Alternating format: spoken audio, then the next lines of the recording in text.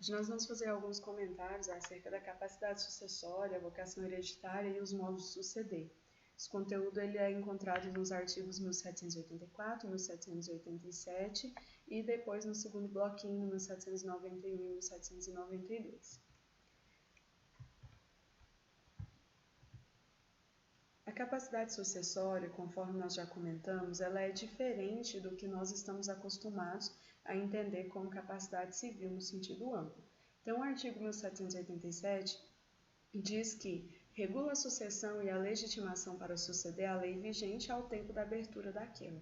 Então, nós já sabemos que a lei que vai regular a abertura da sucessão é a lei que estiver em vigência no tempo da abertura da sucessão. E que legitimam-se a suceder as pessoas nascidas ou já concebidas no momento da abertura da sucessão, porque é necessário ter-se o evento vida, né, e a necessidade também de que ocorra o nascimento com vida, conforme nós vamos discutir a seguir na perspectiva do nascituro. Então, essa capacidade ela passa a ser entendida pela doutrina como a aptidão da pessoa em adquirir direitos e contrair obrigações, isso no sentido amplo. A capacidade voltada para um determinado campo, né, ou seja, a capacidade já no sentido estrito, ela é chamada pela doutrina de legitimação. Então, vocês sabem que em alguns momentos a pessoa ela tem capacidade no sentido amplo, ou seja, já adquiriu, né, a maioridade civil aos 18 anos, porém ela não tem uma legitimidade específica para um determinado ato. Por exemplo, a pessoa que está na vigência de um casamento, ela continua sendo capaz, porém ela não é legítima para contrair uma nova união matrimonial. Então, legitimidade e capacidade são institutos que se diferem. A capacidade ou a legitimação sucessória vai ser essa aptidão específica para receber os bens deixados pelo decujus. E aqui, numa situação de exceção, a pessoa pode até ser menor de idade, porém ser legitimado, né, na linha de sucessão. A vocação hereditária, ela pode surgir da lei, que nós já conhecemos, o rol de herdeiros legítimos, ou do testamento, né, que vai ser chamado de herdeiros testamentários ou legatários, se ele receber um bem específico. É importante, então, nós não confundirmos, né, a capacidade civil no sentido amplo com a capacidade sucessória. José Roberto Moreira Filho nos fala que a capacidade civil é a aptidão da pessoa para exercer por si os atos da vida civil, né, no sentido amplo, e a capacidade sucessória é a aptidão da pessoa para receber os bens deixados pelo decujus, no sentido específico de análise de capacidade. Pode, então, uma pessoa ser capaz civilmente e não ter capacidade sucessória, no caso dele ter sido, né, eleito com a indignidade, ou vice-versa, o filho ser menor de idade, não ter capacidade civil, porém figurar como herdeiro ali legítimo ou testamentário na capacidade sucessória. Como a capacidade sucessória ela só se verifica na abertura da sucessão, é importante verificarmos algumas consequências que pode acontecer, né, entre a indicação de um herdeiro e o momento da abertura da sucessão. A primeira observação é que se o herdeiro era capaz ao tempo da feitura do testamento, mas ele tornou-se incapaz no momento da abertura da sucessão, né, por exemplo, foi declarado indignidade, deserdação ou em razão de divórcio, alguma coisa que afasta esse herdeiro, né, no momento da abertura da sucessão, ele não poderá suceder ao decujus, pois lhe falta naquele momento capacidade sucessória. Mesmo que no momento em que fez o testamento ele era capaz, no momento que abriu a sucessão, ele já não possuía mais essa capacidade sucessória. A segunda observação é se esse herdeiro era incapaz ao tempo da feitura do testamento e, no momento da abertura da sucessão, ele se tornou capaz. Né? Ele sucederá ao decujus, pois adquiriu nesse lapso temporal a capacidade sucessória. No caso da reabilitação do indigno, a reconciliação, né, de um cônjuge, o filho adotivo e assim por diante. É importante, então, observarmos que alguns pressupostos são necessários para que você possa suceder, né? Esses requisitos podem ser organizados em 4 pontos principais, que é a morte do decujus, a sobrevivência do herdeiro, pertencer à espécie humana, né, homem e pessoas jurídicas criadas pelo homem e por causa do homem. Não se pode ainda fazer essa vinculação sucessória para animais no direito brasileiro. Título ou fundamento jurídico, né, herdeiro legítimo ou herdeiro testamentário. Você tem que figurar ali no rol de herdeiros legítimos ou testamentários. Incapacidade de suceder né, você vai estar adquirindo essa capacidade quando você figura como herdeiro legítimo ou quando você figura como herdeiro testamentário.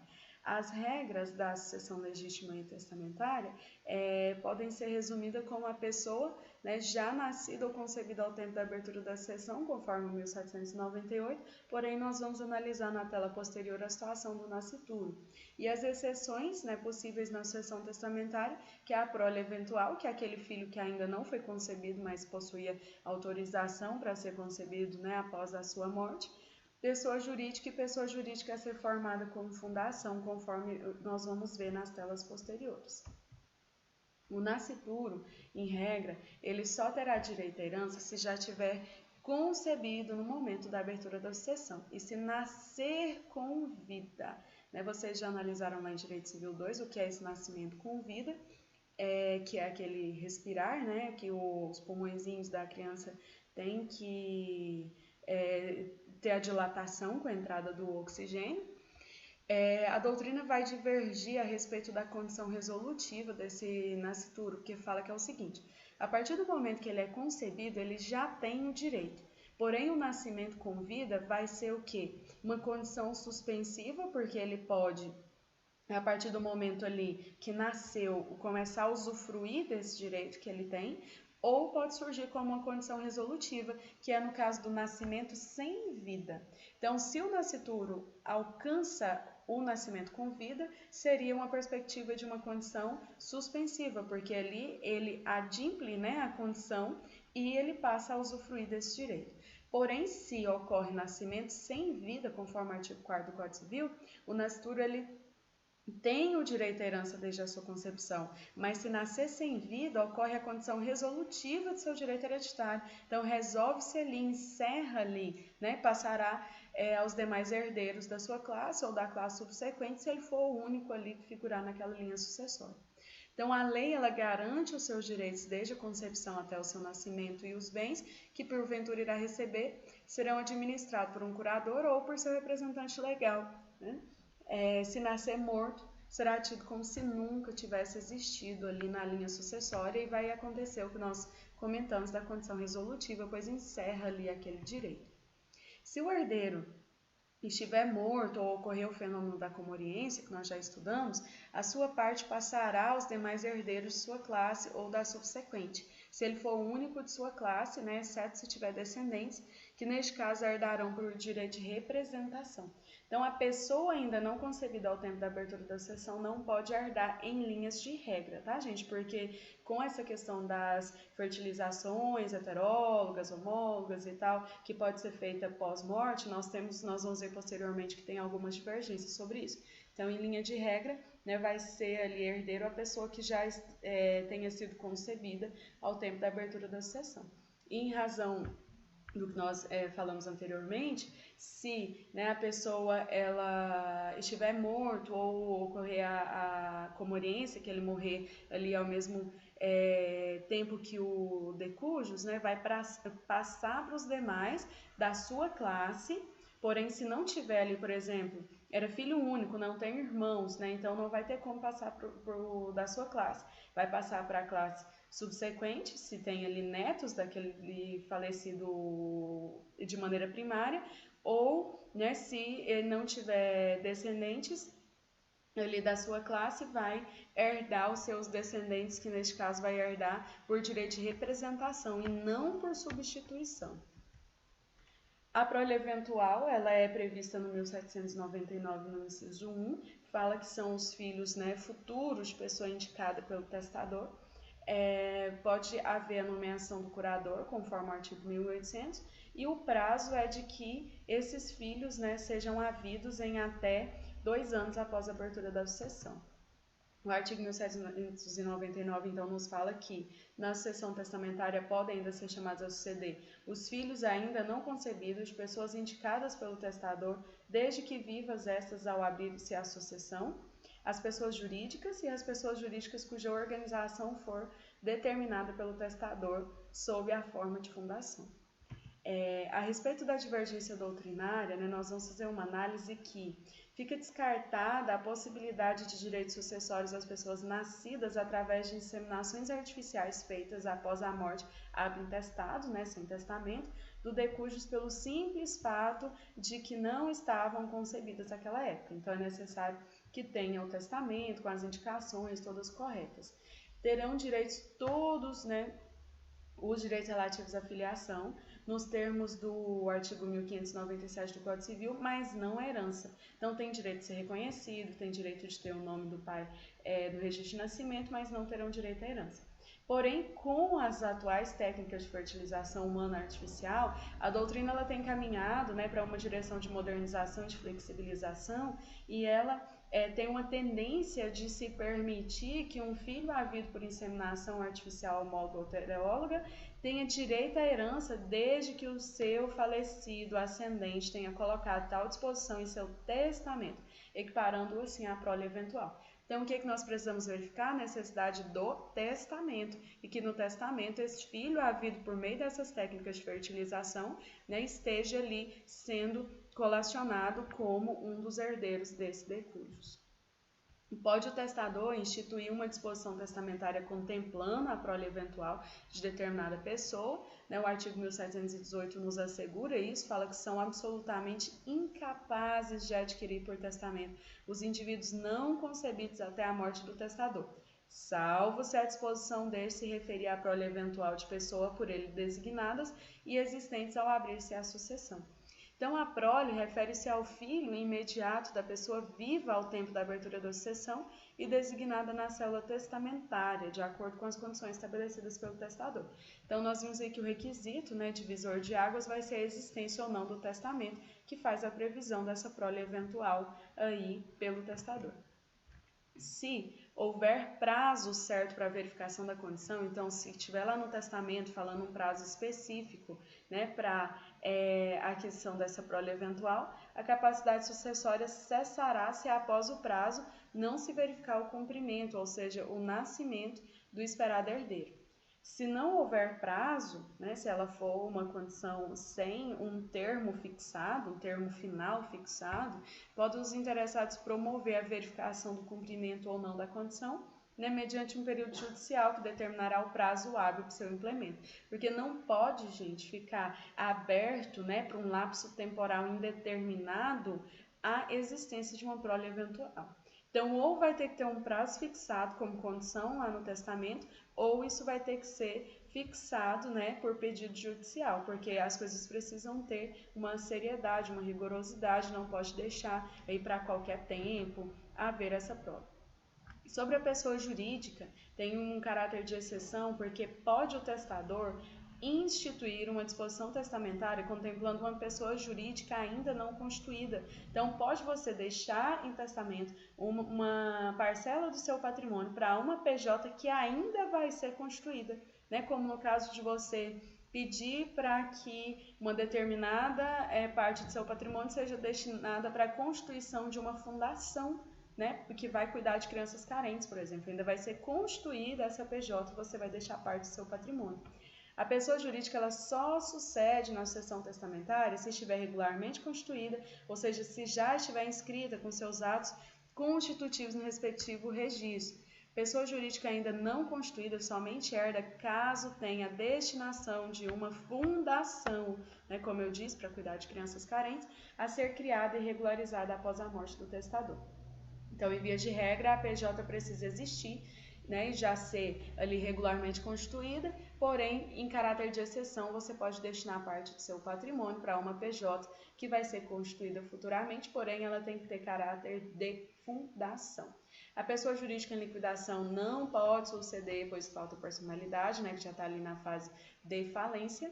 O Código Civil mantém a destinação anterior ao definir de forma expressa no artigo 1799 o seguinte: na sucessão testamentária podem ainda ser chamadas a suceder as pessoas jurídicas cuja organização for determinada pelo testador sobre a forma de fundação. Então ele dá esse caráter de exceção para essas PJs que serão constituídas futuramente, mas que serão fundações.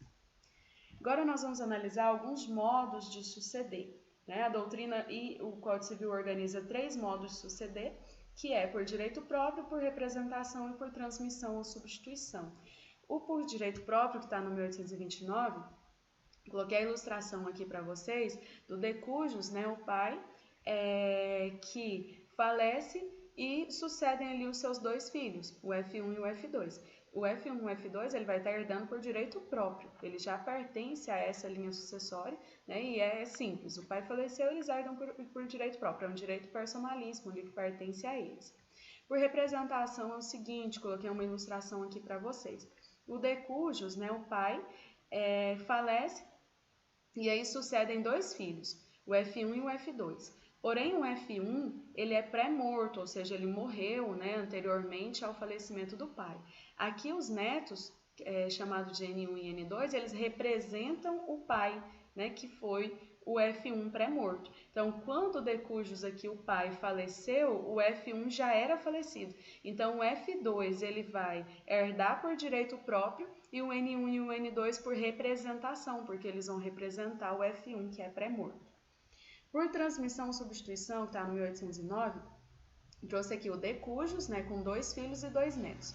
Então, o de cujus, o pai, tem ali 2 filhos, o F1 e o F2, o de cujus pai falece, o F1 falece, mas ele é pós-morto, ele falece após o falecimento do pai, do de cujus, aqui analisado.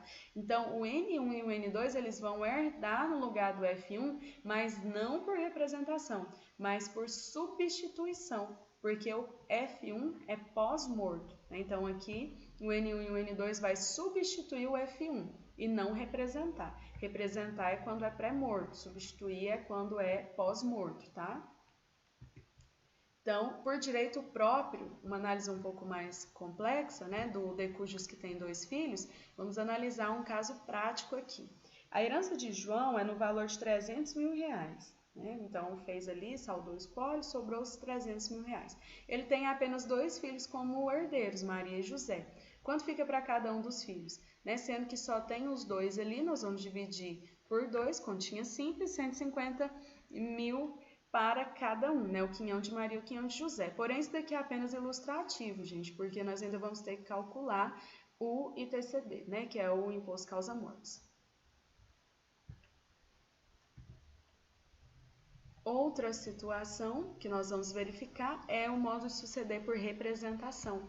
Trouxe aqui aquele exemplo que nós analisamos lá, do de cujus, que tem 2 filhos e tem os 2 netos, e o F1 é pré-morto, morreu antes do falecimento do pai. Quando a gente fala pré-morto, ele morreu antes da análise aqui do de cujus que nós estamos falando. Então, a herança de Antônio, que é pai de Marcos, Adão e avô de Vera e Caio, é R$600 mil. Apenas 2 filhos como herdeiro, porém um é pré-morto, aqui o Marcos morreu antes do pai, que deixou 2 filhos, que são netos de Antônio, a Vera e o Caio. Aqui nós vamos analisar como fica, para cada um desses herdeiros. A sucessão ela será por representação, porque o Marcos é pré-morto, certo? Então, Vera e Caio representam Marcos, seu pai pré-falecido, em relação ao seu avô Antônio. Então, temos R$600 mil a ser dividido. Nós vamos dividir, teoricamente, entre Marcos e Adão, que eram os herdeiros, que Antônio tinha, sendo que o quinhão de Adão, R$300 mil, e o quinhão de Marcos, R$300 mil. Porém, Marcos pré-morto vai ser representado aí por Vera e Caio, que nós vamos fazer a partilha em 2 partes iguais, 150 mil para Vera, 150 mil para Caio e 300 mil para Adão. Lembrando que aqui também tem que calcular o imposto causa-morte, nós estamos fazendo apenas uma ilustração de cálculo. A outra situação, que é por transmissão ou substituição, no caso do herdeiro pós-morto, analisando aquele nosso casinho aqui, dando nomes, Tony, o falecido, que tinha 2 filhos, Tina e Fábio. Tina pós-morta, que significa que morre, depois do de cujus, mas antes do fim aí do inventário, antes de fazer a destinação. Então, Tony morre, posteriormente, Tina morre também. Então, aqui, Joana e Júnior, que são netos de Tony, eles irão substituir a mãe que morreu durante o processo de inventário, Tina. Então, se Tony tinha uma herança no valor de R$150 mil, né, apenas 2 filhos como herdeiro ali, porém um é pós-morto. Como nós vimos, Tina morreu após o falecimento de Tony, como que fica, né, para cada um dos herdeiros. Aqui a sucessão, como eu disse, ela não será por representação, mas será por substituição. Joana e Júnior vão substituir a mãe Tina, que faleceu após a morte do avô Tony. Então vamos seguir. Como nós vimos que Tony tinha deixado 150 mil reais, dividindo por 2, né, vai ser o quê? Para Fábio, 75 mil, para Tina, teoricamente, 75 mil. Porém, o que é de Tina, pós-morte, vai ser dividido entre os seus filhos, né, ali, Joana e Júnior, que vão ficar com 37.500. Então, 37.500 para Joana, 37.500 para Júnior, 75 mil para Fábio. Nós podemos falar assim, tá, mas qual é a diferença? Né? Nós vamos lembrar do princípio de Cezanne, que aqui nós teremos que calcular 2 vezes o ITCD. Porque a Tina, ela existia no momento do falecimento do Tony. Então, aqui, né, a Joana e o Júnior não estão substituindo a Tina, mas não estão representando a Tina, perdão, né, eles estão substituindo. Nessa substituição, nós vamos ter, então, 2 passagens hereditárias, porque a Tina, na abertura da sucessão, ela recebeu, né, a herança do seu pai Tony, e agora com a morte de Tina, Joana e Júnior recebem essa herança de Tina. Então aqui é por substituição. Terá incidência, né, da transmissão de Tony para Tina e Fábio, pois Tina estava viva quando Tony faleceu, e a segunda incidência será de Tina para seus filhos Joana e Júnior, porque a Tina existia quando Tony faleceu, então ela estava presente na abertura da sucessão. Então aqui existe 2, né, transmissão sucessória, vai ter 2 cálculos de imposto causa-mortes aqui, certo? Outra diferença importante entre os modos de suceder, por representação ou por transmissão ou substituição, é se o pré ou pós-morto eram casados. Vamos analisar. Modo de suceder por representação. Aqui o de cujos Antônio, né, deixou os filhos Marcos e Adão, porém Marcos ele era casado com Diva, né, e eles tinham o filho Vera e Caio. A herança de Antônio é no valor de 600 mil reais, deixou apenas 2 filhos como herdeiro, porém um é pré-morto. Marcos morreu antes de Antônio morrer. Né? Então, quando Antônio morreu, já estava aqui só a viúva Diva e os 2 filhos Vera e Caio. Marcos era casado com Diva no regime da comunhão universal. Então, Marcos e Diva tinham um único, né, patrimônio aqui, um global de bens. Pergunta-se, Diva receberá alguma coisa de Antônio? Porque Diva figura ali como a viúva do Marcos e era casada com comunhão universal.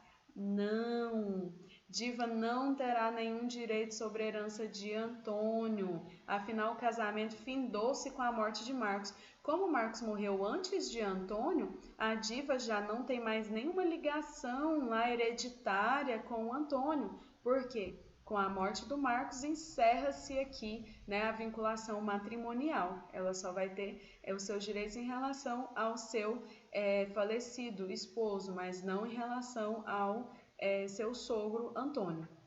Então, como fica, né, a divisão da herança?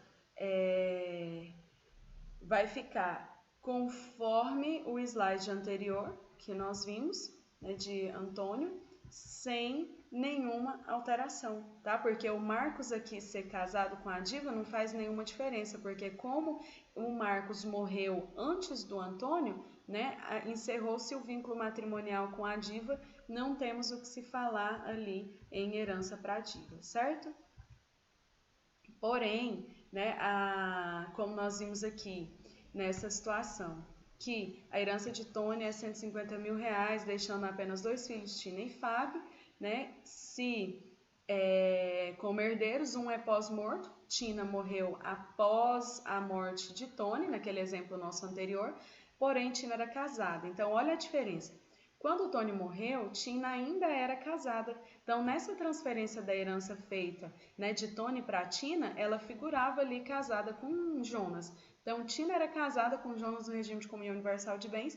Pergunta-se, Jonas receberá alguma coisa de Tony? Sim, né? Jonas terá direito sobre a herança de Tony como reflexo do regime de bens, afinal o casamento findou-se após Tina, pós-morta, receber a herança de seu pai Tony. Então, quando o casamento se encerra pela morte de Tina, Tina já havia recebido a herança de Tony. Então, olha como a análise pós-morte e pré-morte, de ser pós-morto ou pré-morto, vai trazer influência tanto no cálculo duplo do imposto pós-morte quanto na vinculação hereditária do cônjuge, né? Se o seu cônjuge faleceu antes da morte do pai dele, ele não herdou do pai dele, aí os filhos que vão herdar, né? Se você é casado e o pai do seu cônjuge falece, depois que o seu cônjuge falece, no momento que o cônjuge falece, aqui no caso da Tina, quando ela falece, ela já recebeu o patrimônio de Tony, né, através da abertura da sucessão que se dá com o evento morte.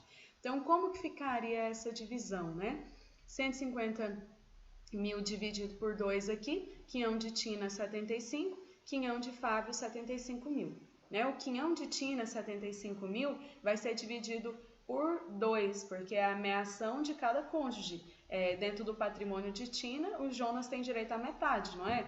Comunhão universal de bens, o direito à metade de tudo ali. Então, 37.500 dos 75 de Tina vai para Jonas e os outros 37.500 serão divididos, né, entre os herdeiros de Tina, porque aqui no caso de Jonas é meação. Né? Então, aqui entre os herdeiros de Tina, nós vamos dividir 18.750 para a Joana e 18.750 para o Júnior, tá?